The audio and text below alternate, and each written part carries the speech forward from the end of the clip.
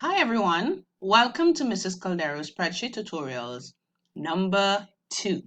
I hope you enjoyed number 1 and we had a fantastic lesson where you created a workbook called My Activity and you actually created one worksheet so far called Activity 1. So let's see what we can learn today so that you can create the second worksheet, Activity 2. At the end of today's tutorial, you will be able to insert and delete rows and columns, format text in a worksheet, justify text in a cell, change row height, you're going to be able to change column width, merge and center cells, apply numeric data formatting to your values. You can change it to format it to currency, you could adjust the decimal places, you could format it to percentage, accounting, and so on. We can also use our border grid to make our tables and our worksheet look really pretty and nice. So let's go ahead. You remember Bob with his store and how he had to do things manually? And we're learning more today so that we could help Bob work with Microsoft Excel and spreadsheets to help him do his tallying automatically. Let's recap though. The primary purpose of a spreadsheet is to solve problems involving numbers. The advantage of using that is that you can complete complex and repetitious calculations quickly and accurately. A spreadsheet is a grid of rows and columns in which you enter text, numbers, and the results of calculations. In Excel, a computerized spreadsheet is called a worksheet. The file used to store worksheets is called a workbook. Each workbook contains 3 worksheets by default, and the worksheets displayed in the work area is the active worksheet. Columns appear vertically and identified by letters. Rows appear horizontally and identified by numbers. A cell, the intersection of a row and a column, is an intersection of a row and column, and each cell is identified by a unique cell reference using the column letter and row number. Example A1, C4, G8. The cell in the worksheet in which you can type data is called the active cell. The name box or cell reference area displays the cell reference of the active cell. The formula bar displays a formula when a worksheet cell contains a calculated value. A formula is an equation that calculates a new value from values currently in a worksheet. The save command saves an existing workbook using its current name and save location. The save as command lets you save a workbook with a new name or to a new location. A group of selected cells is called a range. The range is identified by its range reference, for example, A3 to C5. Now let's get to our worksheet that we started creating in our last tutorial, where we tried looking at probably a small example of what Bob would be doing on afternoons when he's finished in the store to help his mom record sales. We're going to continue with the worksheet and we're going to work on formatting, which is the topic for today's tutorial. So workbook example again, we are there again with the date, the item number, the cost, the quantity, and the total. Now we're just going to use formatting features right here. And we're going to start by looking at ways we could insert a column or insert a row. So if I want to insert a row, right now we are utilizing row 1. So if I want to create or put in a title, say, for this set of values here, to insert a row, I would have to highlight the row that just below the one I want to insert. I want to click Home tab and click on the Insert and Insert Sheet rows.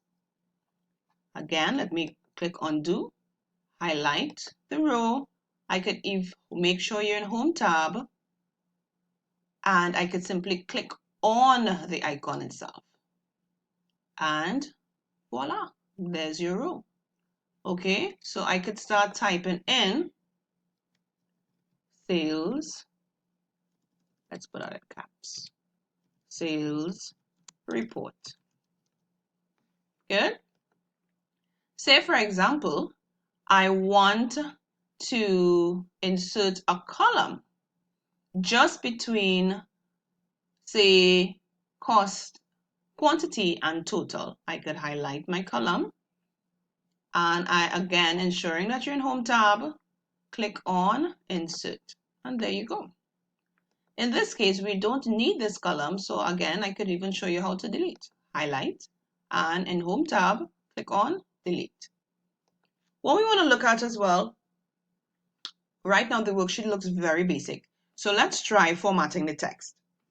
Again, we can highlight. Once you click on the active cell, you can apply formatting features to this text. So I can change the font. Let's look for any font that you actually like. So I'm going to click down right next to the font. And let's say I'm going to pick something simple. Let's go with Arial. Right? I could change the font. I could change the font size. So again, I could click. I could either choose it from here or use the grow and shrink buttons right here. Increase font size, decrease font size right here. I could increase the font size to 20. All right, so we have a big heading right there. Let's highlight our headings as well and just make them, apply some formatting features to them. We can bold them. All right, we could again change the font. Let's put these to Arial black. All right. And again, remember last class we looked at expanding columns. So before we do that though, let us change also just the color. We can change the color as well. Of course, orange is the most fantastic color in the world. The color of the house TC, just fantabulous. We can change the column headings. Ooh, another version of orange, just fantabulous. Hooray for TC, woohoo! So, we've changed it. Let's look at our values are kind of small, so let us format those as well. Let's change those, say, to, let's leave those to Arial, and let's increase it to about probably 14, right? Right, so we have an interesting thing happening here. You have a set of pound signs or number signs coming together. This simply means that the cell is too narrow or too small to hold the values in the cell. With that in mind, I'm going to show you how we could actually format the cells, meaning I want to be able to set a value for the size of the cell. We learned before that we could simply click here and expand the columns by dragging it open, or we could simply click between the column letters and just double click and it would open out. But today we want to look at actually highlighting the columns and setting a value for its width. We can do that by highlighting here the columns and writing on the Home tab, Format, we could actually check the column width. When we click on it, the column width table opens up and we can change that. Let's trial and error. Let's try 20. So they all have a fixed width, right? Let us do the same for our rows. Let's highlight our rows and again, making sure you're in Home tab, Format, Row Height, and let us try it at 15. That's smaller. Let us go again at a bigger number, row height. Let us change that to say 25. Let's change that to 25. 25 looks like a very good height that we can leave these rows. In addition to that, we can actually place borders around our cells by utilizing the border grid. Again, being in Home tab, we click down on the font, on the borders, and we go straight down to draw a border grid. And we can simply click, hold the left mouse button, and ensure that we have borders going straight around our data. Clicking off again so that we can come off of the border grid. So we've looked at inserting a row. We've inserted a column. We didn't need it, so we deleted that column. We looked at formatting text by changing its color. We can change font. We can change font size. We also looked at utilizing the border grid as well. What we want to do now, for example, sales report looks very simple at the side here. Say, for example, I want to center sales report across the table.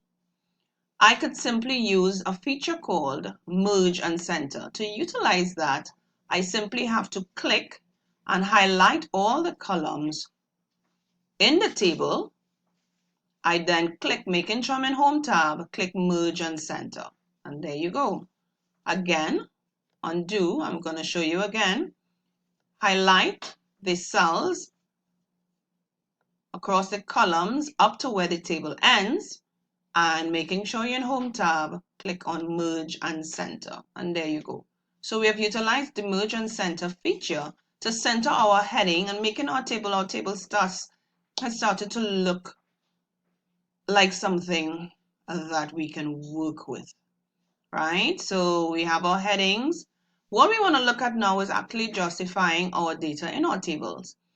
We can, right now, our column headings, we could actually highlight it, and utilizing, we can either have right align left, we can center, or we could align right, right? We have other areas here. We could set it bottom align, middle, and top.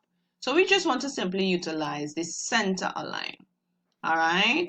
And we can center align our data in this as well by simply highlighting the data, right? We can center line. Actually, let's center line all of them. Good. Another formatting feature we can utilize, if you realize cost. Our cost usually has a dollar sign, a dot, and so a dollar and cents. But when we are utilizing values and we want to remember the data we can enter in a cell includes labels and values, we want to ensure that our values remain values. If, for example, I input the dollar sign in this cell, it will change it from being a value to a label. And remember, we cannot use labels in formulas. So the next way we can do that is highlighting our values and formatting it to various types. One of the main ways is either through currency or accounting. So again, I highlight my data, making sure you're in Home tab. I go under number, click down, and there you go. So money, we can either use currency or accounting. In this case, let us use currency, right? Good. So there you go. You got your dollar signs, you got your cents, right? Right now it is at 2 decimal places.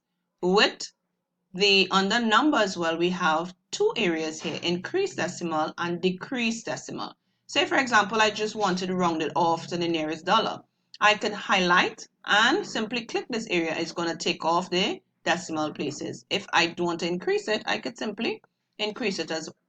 All right, so let us leave it as just 2 decimal places. Lovely. So we have formatted our text, we have formatted our cells in terms of some of our values, we have centered them.